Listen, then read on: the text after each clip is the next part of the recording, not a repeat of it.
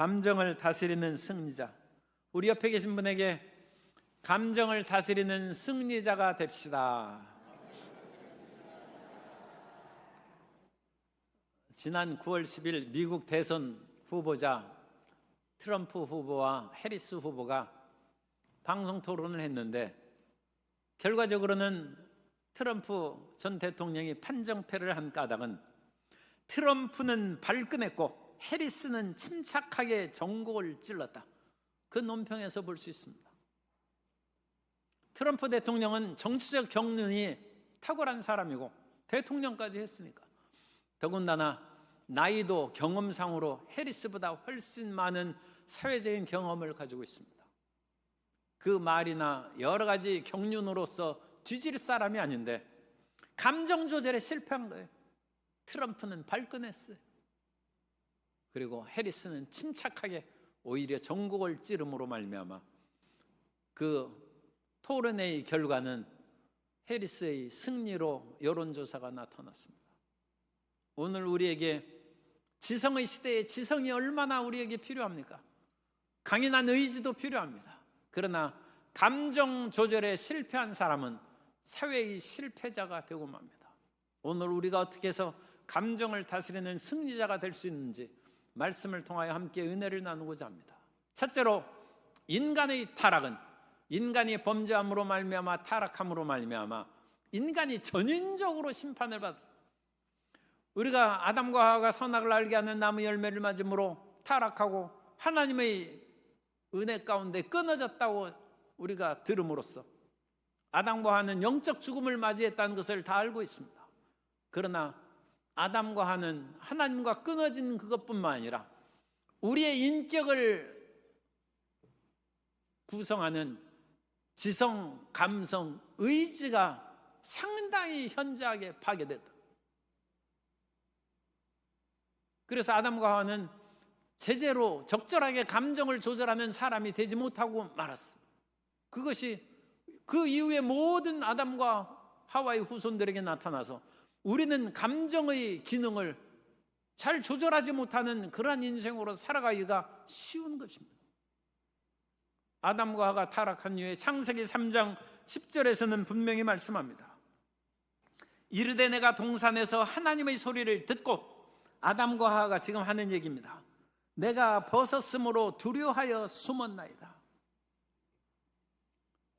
하나님을 생각하면 기쁨과 즐거움이 솟아나야 되는데, 찬양이 나와야 되는데 정반대, 하나님을 오시는 소리가 들리니까 두려움이 생겼어요. 마음이 불안하고 초조한 감정의 송상입니다. 그리고 아담과 하와는 하나님을 피하여 도망하여 행동입니다. 숲 가운데 숨었어요. 부끄럽고 초라한 인생입니다. 마음엔 두려움이 가득하고 하나님이 볼까, 또 그 이후에는 다른 사람에게 들킬까 숨어 사는 그와 같은 인생이 되었어요. 그것은 인간의 감정이 얼마나 심각하게 파괴됐는가를 보여준 것입니다. 그리고 인간의 감정의 파괴는 분노함으로 말미암아 자기의 혈연인 동생까지 죽이는 가인의 사건이 일어납니다. 사람마다 각기 다른 일을 행하고 다른 달란트를 받고 칭찬을 받는 것도 있고 칭찬을 받지 못하는 것도 있을 수 있습니다. 그러나 그런 속에서 자기의 분노를 이기지 못하여 잘못된 길로 걸어간다는 것은 자기가 가진 모든 지식과 삶의 모든 기반이 그 감정 조절 실패로 말미암아 모든 것이 사라져버린 거예요. 모든 것이 파멸되는데 한 번 울컥 화를 내고 발끈한 것으로 인하여 지금까지 쌓아온 모든 것이 사라져버린 것입니다. 인생은 그와 같이 고통과 파괴 속에 놓여있는 존재가 되는데 인간은 계속 감정에 치우쳐서 사는 인생이 됩니다. 끊임없이 쾌락의 길을 쫓아서 나아가고, 사람들은 자기 내면에 가진 실력보다 다른 사람 앞에서 의시되고 머리를 드높이는 것에 마음을 뺏기는 이생의 자랑, 헛된 마음으로 끌려가는 인생이 되고 있는데, 감정만 부추기면 사람들은 그 사람을 조정할 수 있어요. 오늘날 표현으로는 가스라이팅 할 수 있어요. 감정의 기복을 그 사람을 파악하면 그 사람을 자기 손아귀에 조정할 수 있는 그런 세상이 되고 맙니다. 우리는 세상의 가스라이팅에 끌려가지고 세상의 노예로 살아가는데, 세상의 길로 살아가는 사람은 하나님의 사랑을 받지 못한다고 요한일서 2장 15절에서 말씀합니다. 이 세상이나 세상에 있는 것들을 사랑하지 말라. 누구든지 세상을 사랑하면 아버지 사랑이 그 안에 있지 아니하니, 이는 세상에 있는 모든 것이 육신의 정욕과 안목의 정욕과 이생의 자랑이니 다 아버지께로부터 온 것이 아니오 세상으로부터 온 것이라. 지켈 박사와 하이드 씨는, 지켈 박사는 건강한 의사죠. 아주 존경받고 실력 있는 사람인데, 약물에 의해서 하이드 씨로 추악한 본성이 드러난, 그리고 그 감정에 의해서 마음대로 살다가 파멸에 이끄는 그 소설이 지켈 박사와 하이드 씨입니다. 인간은 이 감정의 분출을 자기 스스로 통제하지 못해서 자꾸 죽음의 길로 걸어가는 것입니다. 그래서 오늘날 사람들을 치료하기 위해서, 이 감정의 잘못된 분출과 분노를 치료하기 위해서 학교에서 교육을 시키거나 사회적으로는 끊임없이 가르친다. 내 감정대로, 내 마음의 희로애락대로 살지 말라는 것입니다. 그런데 희로애락대로 살지 못하는 그것은 어느 점으로는 다른 사람에게 피해를 끼치지 않는 유익함이 있지만, 다른 점으로는 그 사람을 무감각하게 만든, 그래가지고 이 사람을 무감각하게 못해서 좀 나쁘게 말하면 둔하게 만드는 거예요. 둔탁하게 만드는 거예요. 제가 젊었을 때 20대에 아주 똑똑한 그런 그 동료가 함께 있었는데, 이 사람이 보니까 약을 먹더라고요. 왜냐하면 그 친구는 인류대학을 나온 사람인데 부모의 기대와 사회적인 그 모든 기대에 부응하지 못해서 엄청난 스트레스를 받고 결국 병원에서 주는 약을 먹는데, 그 약을 먹으면 사람이 약간 몽롱해져요. 그래가지고 일을 제대로 못해요. 뭔가 정신이 흐릿한 것 같아요.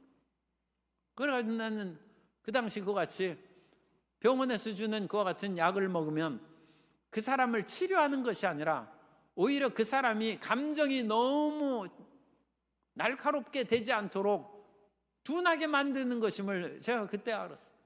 요즘에는 이제 벌써 한 50년이 됐으니 40년, 50년이 됐으니까 훨씬 좋은 약이 나왔겠죠.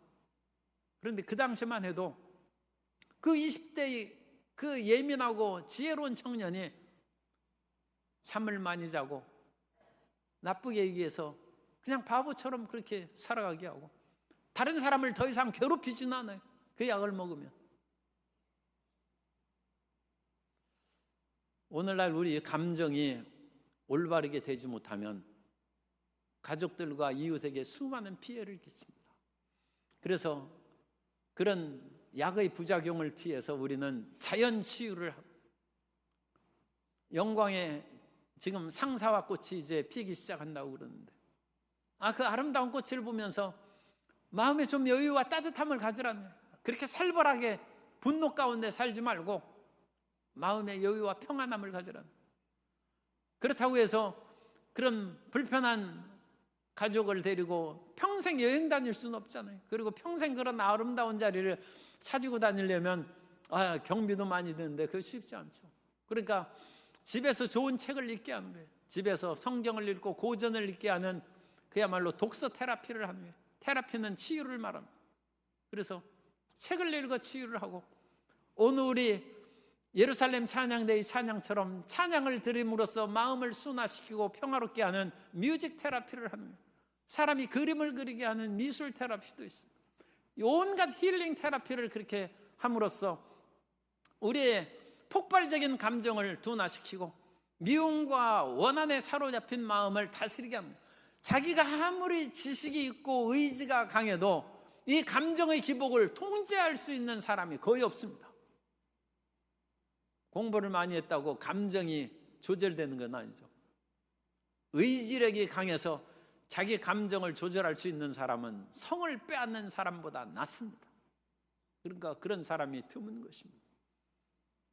오늘 우리는 근본적인 치유를 위해서, 두 번째로 우리의 심령의 그와 같이 상한 원인이 어디에 있는가를 파악해서 거듭난 영혼과 새로운 감성의 세계로 우리가 들어가야 된다.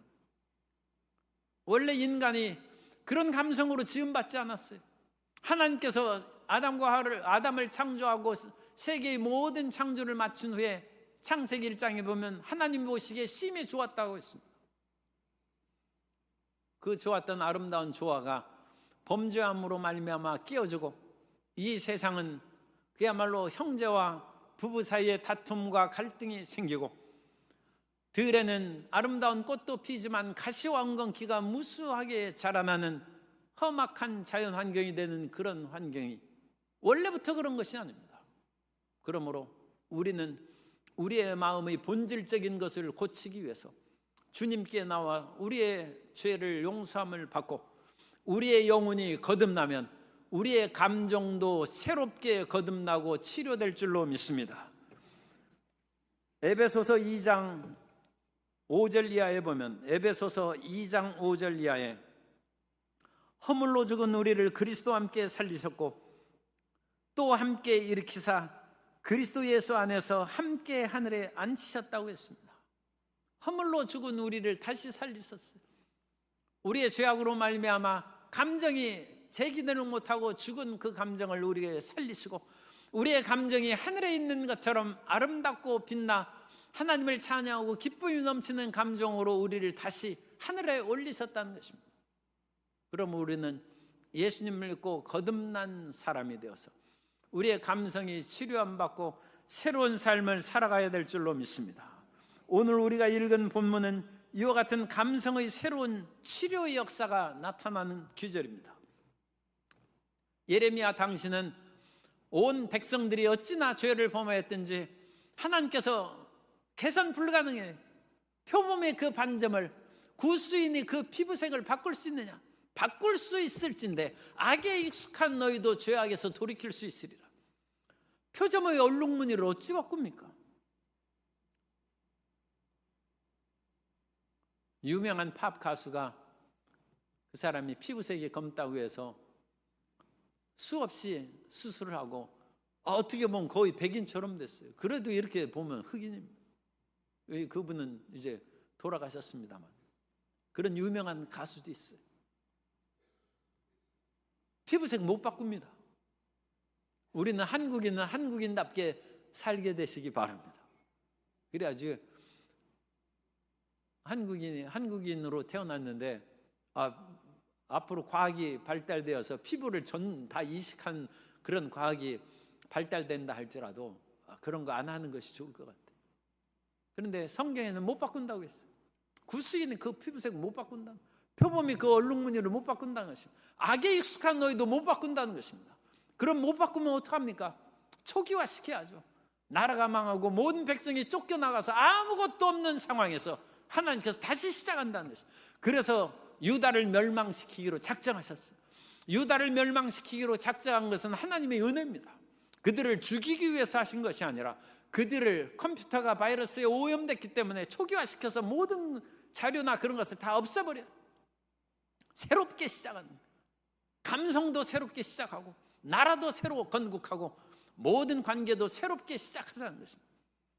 그러나 하나님께서는 은혜의 하나님이시기 때문에 나라가 멸망한 후에도 그들을 포로에서 돌이키게 하고 그들을 다시 예루살렘으로 유다로 돌아오게 하실 때 그 아름다운 모습이 오늘 읽은 본문입니다. 오늘 읽은 본문은 예레미야서에서 우위로의 책이라고 하는 30장 31장의 그 책 속에 들어가는 것인데, 하나님께서 이 백성들, 너희가 하나님 앞에 버림받았다고 생각할 수도 있고 나라가 망했으니 우리가 어찌 살아갈 수 있을까 좌절할 수도 있는데, 그렇지 않다. 하나님이 다시 너희를 일으켜 세우시고 너희를 살리시고 사회를 회복하고 나라를 건국하고 너희의 심령도 회복시켜 줄 것이다.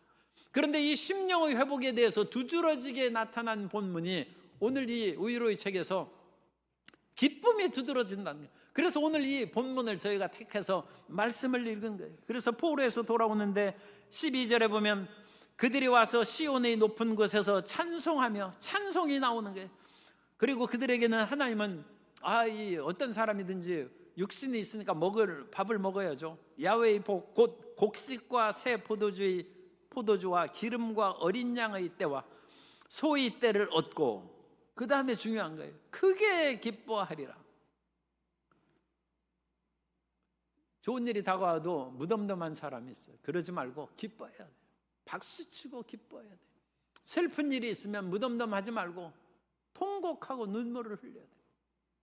그것이 정상적인 사람입니다. 그래서 크게 기뻐하고, 그 심령은 메마른 심령이 아니에요. 그 심령은 물된 동산 같겠고 다시는 근심이 없으리로다. 내 마음은 호수여 그대 노 저오, 우리 가곡의 가사인데, 그대의 마음에 우리가 들어가려고 보니까 그 사람이 호수가 다 말랐어요. 노져 가기는커녕 그 사람의 마음이 메마르고 강팍하게 됐어요. 걸핏하면 발끈하고 화내고, 조금만 자기에게 마음에 거슬리는 것은 견디지를 못하고 그런 사람하고 어찌 살겠나 싶은데, 보면 주변 사람들이 다 그래요. 그래가지고 그 중에서도 그래도 제일 나은 사람이 그 정도. 오늘날 우리의 감성이 엄청나게 고갈되어 있습니다. 다른 사람의 농담을 받아내지를 못해. 왜? 마음의 호수가 메말랐기 때문에. 심지어 다른 사람이 나쁜 말을 한다면 그것은 이제 너 죽고 나 죽자. 그렇게 마음이 메말르고, 그야말로 마음이 사막과 같아가지고 조금만 우리가 자극하면 사막에 있는 가시덩굴에 불이 붙듯이 그냥 마음에 불이 확 붙어. 그러나 그 심령을 하나님이 치료하신다. 그래서 마음이 물된 동산같이 마음이 치료된 게 감성의 치료입니다. 그리고 다시는 근심이 없어요. 그때 처녀는 춤추며 즐거워하겠고, 예루살렘 찬양대가 하나님을 기쁘고 찬양하면 우리 성도님들이 일어나서 춤을 춰야죠. 물론 제가 춤추라고 얘기를 평소에 안 했기 때문에 갑자기 일어나서 춤추면 또 상당히 어색해 보일 수 있어요. 그러나 찬양대가 찬양하면 우리 성도님들은 일어나서 춤추는 거예요. 그렇다고 해서 찬양의 소리는 찬양대에서 하니까 소리는 내지 말아야 돼. 그러면 찬양이 방해되니까 소리 없이 그냥 춤추는 거예요. 처녀가 춤추는 거예요. 그리고 청년과 노인이 즐거워하는 거죠. 온 사람이 심령이 살아난 회복의 역사예요. 오늘 우리가 어떠한 그와 같은 어려움에 빠졌고 우리의 감성이 메말랐다 할지라도 예수님을 믿고 거듭나고 성령 받으면 우리의 심령이 회복되어 기쁨이 충만하게 되시기를 주님 이름으로 축복합니다. 주님께서는 우리의 기쁨을 회복하고 하나님의 은혜 가운데 살게 되시기를 원하시는 것입니다. 그래서 그 생명의 기쁨이 가득함으로 말미암아 처녀, 총각과 노인이 다 기뻐할 뿐만 아니라 14절에 보면 내가 기름으로 제사장들의 마음을 흡족하게 한다고 말씀했는데, 제사장의 마음까지도 기쁨이 가득한 거예요. 제사장들은 기뻐할 일이 별로 없어요. 제사장들이 사업이 하는 사람이 아니니까 어디 갑자기 떼돈 벌거나 돈 많이 들어올, 그렇다고 해서 제사장들이 맨날 복권 사러 다니는 것도 이상하잖아요. 그죠? 그러니까 별로 그런 일이 없어요.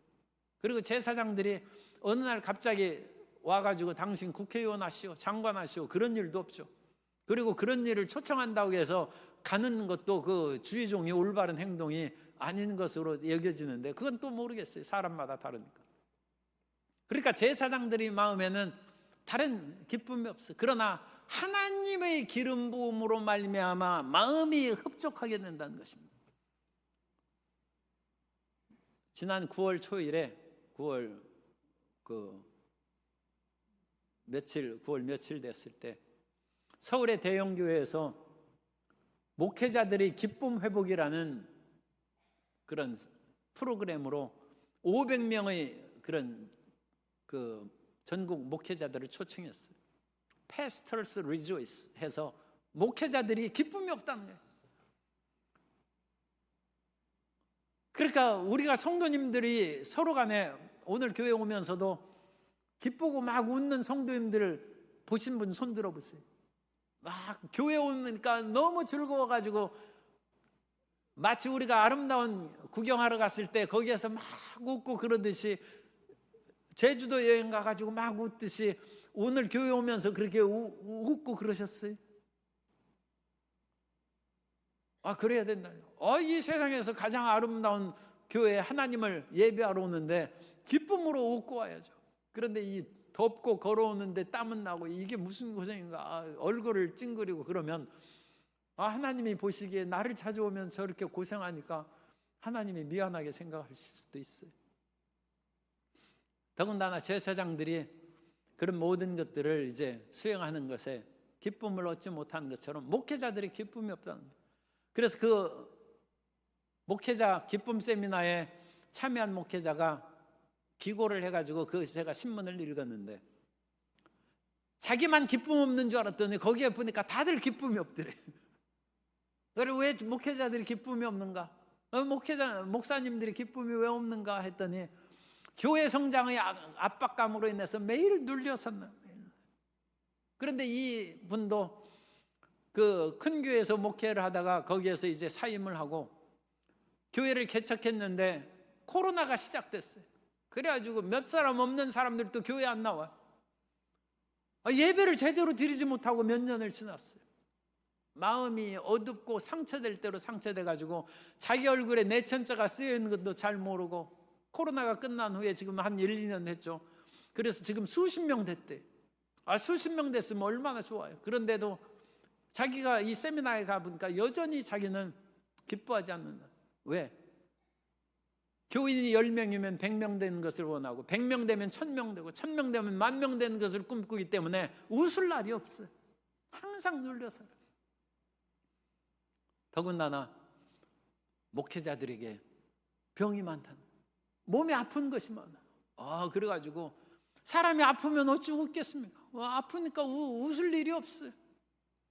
더 나아가서 들려오는 소식은 매일 성도님들이 아프고 문제가 있고 그런 얘기하지, 기쁨의 잔치에 초대하는 것은 가끔 있어요. 기쁨의 잔치에 초대하는 것은 10번에 한 번이면 9번 그와 같이 장례에 가가지고 또 기도해야 되고 병원 신방해야 되고. 그러니까 이 모든 것들이 들어오면 빨리 주님 앞에 그것을 패스해가지고, 하나님 내가 하나님입니까? 하나님 내가 이 사람들을 내가 낳았습니까? 하면서 하나님께 쫙 이렇게 보내야 되는데, 그걸 오래 가지고 있으면 눌리는 거예요. 오래 가지고 있으면 눌려가지고 목회자들에게 기쁨이 없더라는. 그러나 하나님께서는 이 제사장들에게, 이 목회자들에게 기름 부음으로 그 마음을 흡족하게 한다. 그것은 목회자뿐만 아니라 성도 모든 분들에게 적용된 것입니다. 우리 모든 성도님들이 항상 기쁨을 얻고, 하나님께서 우리에게 명령하신 것, 항상 기뻐하라, 쉬지 말고 기도하라, 범사에 감사하라. 사람이 어찌 항상 기뻐할 수 있겠어요? 하나님께서는 우리에게 좋은 것을 주시니 기뻐하고 나쁜 것도 합력하여 선을 이루기 때문에 우리는 항상 기뻐할 수 있는 줄 믿습니다.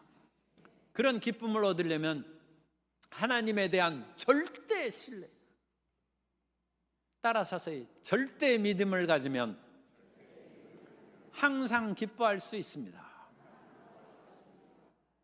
예레미야하고 동시대에 활동하는 하박국 선지자가 우리가 잘 아는 하박국 3장 17절 이하에서 이같이 말씀합니다. 비록 무화과 나무가 무성하지 못하며 포도나무에 열매가 없으며 감람나무에 소출이 없으며 밭에 먹을 것이 없으며 우리의 양이 없으며 외양간에 소가 없을지라도 나는 야훼로 말미암아 즐거워하며 나의 구원의 하나님으로 말미암아 기뻐하리로다. 양이 새끼 나면 기뻐하고, 보니까 포도나무에 엄청나게 포도가 열면서 그 주렁주렁 맨 걸 보니까 웃음이 저절로 나와요. 그런데 포도나무에 열매가 없어요. 외양간에 소가 없고 우리의 양도 없어요. 그런데도 기뻐요. 왜? 내 안에 하나님이 계시다.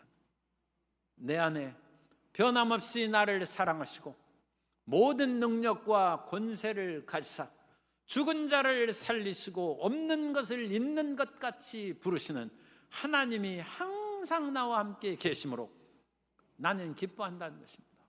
이것이 성령의 기름 부음이에요.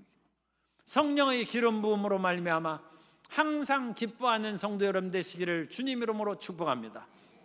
성령의 기름 부음이 우리 속에 넘치기 위해서는 그건 어쩔 수 없어요. 기도해야 됩니다. 우리가 소리 내어서 기도하는 것이 효과가 있습니다. 성도님, 평상시 모든 것에서는 묵상으로 기도해도 괜찮은데 마음에 근심이 다가오고 답답함이 다가오면 부르짖어 기도해요. 부르짖어. 소리를 내요. 시위대의 뜰에 갇힌 예레미야에게 너는 내게 부르짖으라. 그러면 내가 내게 응답하겠고 내가 알지 못하는 크고 은밀한 일을 내게 보이리라고 했습니다. 그 부르짖는 기도로 1시간, 2시간, 하루, 이틀, 열흘을 기도하시면 성령의 기름 부음이 충만하여서 우리 마음의 속에서 기쁨이 터져나옵니다. 기쁨이 터져나옵니다. 예수님의 직계 제자들이 예수님이 부활하시고 승천하신 후에 예수님의 어머니 마리아와 예수님의 형제들 120명이 모여서 열흘 동안 마가의 다락방에서 전혀 기도에 힘썼다고 했어요. 예수님의 직계 제자입니다. 보통 사람들이 아니에요. 예수님의 어머니입니다. 그런 분들도 열흘 동안 기도에 몰두하고 몰두했더니 오순절날이 이름에 성령이 임하시고 그들은 성령의 충만함을 받고 방언을 말하고 두려워하던 그런 다락방에서 뛰어나가서 예루살렘에 있는 그 모든 백성들에게 너희가 십자가에 못 박혀 죽은 그 예수님께서 약속하신 대로 우리에게 성령을 보내주셨다. 그것을 외쳤습니다. 오늘 우리에게 물질이 좀 부족하여 근심이 있습니까? 직장 문제로 근심이 있습니까? 자녀의 문제로 어려움에 빠지고 이 나라의 여러 가지 일들이 보니까 근심투성이죠. 그러나 우리 크리스찬들은 기뻐해야 됩니다. 그 기쁨은 세상을 비웃는 기쁨이 아니라 하나님께서 다스리시고 하나님께서 모든 것을 주장하신다는 믿음의 근본 바탕에서 솟아나오는 기쁨입니다. 하나님을 신뢰함으로 항상 기뻐하는 성도 여러분 되시기를 주님 이름으로 축복합니다. 그리고 그 이면에는 또 다른 슬픔도 있을 수 있어요. 이와 같은 일이 이루어지지 않는 것으로 인하여 우리가 통곡하고 눈물 흘리고 애통해하는 자는 복이 있다는 그 말씀대로 눈물 흘릴 수 있습니다. 그러나 이와 같은 눈물과 기쁨의 그 모든 감정의 회복은 우리에게 엄청난 성공과 치료의 길을 나타내 주십니다. 세 번째로 치료와 성공으로 이끄는 건강한 감성에 대해서 우리가 말씀을 봅니다. 그래서 우리 모든 사람들은 여러 가지로 마음이 눌리고 병들고 몸도 약해. 그러나 그 모든 것을 치료할 수 있는 길은 성령의 인도하심을 받아서 감성이 치료되어서 잘못한 것은 눈물을 많이 흘려야 돼요. 여러분 고통스럽고 괴로운 일이 있는데 눈물을 한 방울도 안 흘린 분들은 오늘부터라도 그 좀 눈물을 흘리세요. 그래야 그 마음에 맺혔던 것이 풀립니다. 베드로가 예수님을 3번 부인한 후에 베드로는 눈물의 감성이 회복되어서 새벽 닭이 울 때마다 눈물을 흘리고 새벽 기도를 했다. 제가 그 다른 여건과 비교해서 계산해 보면 베드로가 한 2, 3년 운 것 같아요. 베드로가 평생 울지는 않아요. 왜냐하면 치료받았는데 이제 눈물 안 나오죠. 그러나 자기가 예수님의 사랑을 얼마나 받았고 자기가 그래도 예수님의 수제자인데 어찌 그와 같은 끔찍한 죄를 범했을까? 어찌 새벽에 잠을 자겠습니까? 새벽마다 일어나 통곡하고 눈물을 흘리면서 치료받고 치료받으니까 마치 진주족에 있는 그런 그 작은 알갱이가 진주질이 분비되어서 진주층이 형성되어서 영롱한 진주가 만들어지지. 베드로도 2, 3년 그와 같이 눈물을 흘리며 기도하면서 마음이 회복되고 치료되어서 이제는 넉넉히 주님께서 명령하신 일을 수행하는 하나님의 인류 종이 된 줄로 믿습니다. 폴 틸리라는 세계적인 조직 신학자와 종교 철학자가 있는데, 이 폴 틸리는 철학으로도 유명하기 때문에 아마 성도님들이 아실 수 있습니다. 원래 독일 사람입니다. 그런데 나치 치하에서 더 이상 자기의 신학 사상을 가르치기가 어렵게 되자 미국으로 망명했어요. 그래서 미국에서 대학에서 가르치는데, 대학에서 가르치는 일에 엄청난 스트레스를 받았어요. 왜냐하면 자기는 그 독일에서 미국으로 홀로 떠나왔기 때문에 마음에 그런 미안함감이 좀 있어요. 더군다나 2차 세계대전에 독일이 망했어요. 그리고 수업 시간에 그런 무거운 마음으로 섰는데 학생들이 자꾸 웃고 그러는 거예요. 그래가지고 이 틸리가 말할 수 없는 스트레스를 받아서 그야말로 대학 교수를 그만둬야 되나 하고 고통을 겪고 있을 때, 롤러메이라는 그 제자 한 사람이 크리스마스 카드를 하나 딱 보냈어요. 선생님, 우리는 선생님을 사랑하고 존경합니다. 선생님께서 강의하면서 마음에 무거운 마음을 갖는 것을 보고 제 마음이 안타까워서 이 글을 씁니다. 우리가 수업 시간에 웃고 그러는 것은 선생님의 강의가 무엇인가 잘못됐거나 이상해서 웃는 것이 아니라 선생님의 영어 발음이 이상해서 웃는 것입니다. 선생님, 우리를 용서해 주십시오. 글을 넣었어요. 독일 사람이 영어로 강의를 하니까 얼마나 발음이 딱딱하겠어요. 그런데 그것을 인해 학생들이 킥킥대고 웃고 그런 것을 보니까 이 스트레스가 왜냐하면 마음에 고통이 있잖아요. 나는 독일 사람으로 독일에서 가르쳐야 되는데 왜 이곳에 왔을까? 그런 마음이, 무거움이 있는 속에 학생들의 웃음이 자기 마음에 그야말로 낙심하고 좌절을 시키는, 폴 틸리가 이 제자의 카드를 받고 통곡하며 울었다고 했어요. 대성통곡. 탁월한 신학자도 그 마음의 고통과 감정의 그와 같은 어려움을 자기 의지력으로 해결되는 거죠. 눈물 흘려야 돼. 울 때는 울어야 돼. 그래가지고 그것을 치료받고 회복된 이 폴 틸리는 정말로 세계적인 가장 20세기 탁월한 신학자가 됐어요. 오늘 우리 마음 가운데 눈물의 감성을 회복하고 죄 지었는데도 울지 않고 마음이 뻔뻔하다. 그거 큰 문제입니다. 자기 잘못을 통해 자복해야죠. 다윗은 밧세바의 일이 있은 후에 얼마나 많이 울었던지 자기 눈물을 다 합치면 침상의 요를 띄우는 거예요. 그건 히브리적 시적 과장법이, 이건 히브리 시에서 자주 나타나는 것이기 때문에 우리가 이해할 수 있어요. 아무리 눈물을 흘린다라도 눈물을 흘리다 보니까 몸이 이상해서 보니까 침상에 요가 둥둥 떠다닌다, 그런 일은 있겠어요. 그러나 그토록 울었다. 그토록 우리 마음이 치료가 되어야 다른 사람을 받아들일 수 있는 아름다운 감성이 만들어집니다. 우리 마음이 치료되지 못하면 우리 마음 가운데 한 사람도 받아들일 수가 없습니다. 또한 우리는 웃을 수 있는 사람이 되었어요. 어떤 일이 있어도 기쁘게 웃고, 꽃을 보아도 아름다움을 느끼지 못하는 분들은 제가 좀 심하게 얘기해서 회개해야 됩니다. 아니, 감성이 그렇게 죽어 있어서 어떡해. 꽃을 보면 지금 벌들이 거기에서 날아다닌다 할지라도 꽃 향기를 맞으려고 좀 가까이 가야죠. 이 벌들을 피하게 하고 그래야지. 꽃이 핀들 나하고 무슨 상관이 있으랴 하면서 쓸쓸히 돌아서는 그 사람은 철학자도 안 해. 그런 마음 가지면 안 돼요. 꽃을 보면 아름다움을 느껴야 되고, 좋은 일이 있으면 웃고 즐거워야 됩니다.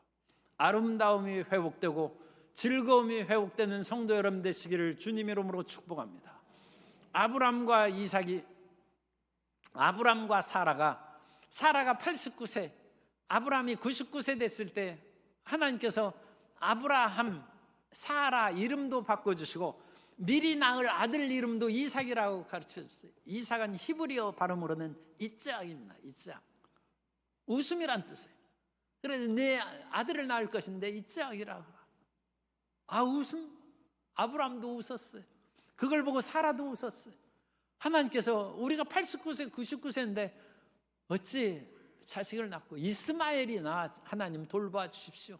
아브라함은 그렇게까지도 말했어요. 그러나 끊임없이 이삭을 생각하면서 웃자. 일로 일소일소입니다. 한 번 분노하면 한 번 늙고, 일소 한 번 웃으면 한 번 젊어진다는 거예요. 아브라함과 사라가 이삭을 생각하면서 웃기 시작하자 이게 계속 젊어지는 거예요. 그래가지고 99세에서 매일 한 번 웃을 때마다 하루씩 젊어지는 거예요.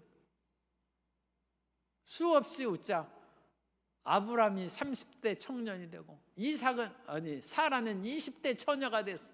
그래가지고 이삭을 금방 낳은 거예요. 웃음을 회복하고 기쁨이 회복하여 날마다 젊어지고 얼굴도 이뻐지는 우리 성도님 되시기를 주님 이름으로 축복합니다. 감성을 통제하고 잘 다스리는 사람이 몸의 승리자가 되고 생활의 승리자가 되고 가까운 사람이 우리 마음 가운데 살아갈 수 있는 여유가 생깁니다. 아무리 10년을 사귀었다 할지라도 한 번 대노하고 발끈하여 책상에 있는 거 뒤집어주면 평생 원수 되는 거예요.